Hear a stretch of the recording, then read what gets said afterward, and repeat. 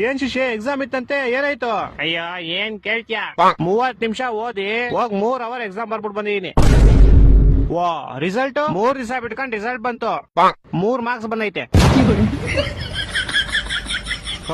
ಆಮೇಲೆ ನಮ್ಮಪ್ಪ ಮಾರ್ಕ್ಸ್ ಗಳನ್ನ 3 ನಿಮಿಷ ನೋಡಿ 3 ಅವರ್ ನಂಗೆ ಬೆಲ್ಟಲ್ಲಿ ಹೊಡೆದ್ರು.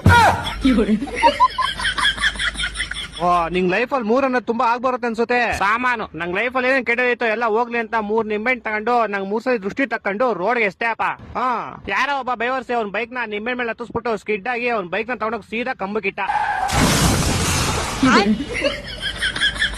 ಬಿಡು ಹೋಗ್ಲಿ, ನಿನ್ ಕೆಟ್ಟದೆಲ್ಲ ಆಕ್ಸಿಡೆಂಟ್ ಅಲ್ಲಿ ಹೋಯ್ತು ಅನ್ಕೋ. ನಾನು ಹಂಗೆ ಅನ್ಕೊಂಡ್ ಆರಾಮಾಗಿದ್ದೆ ಅಪ್ಪ.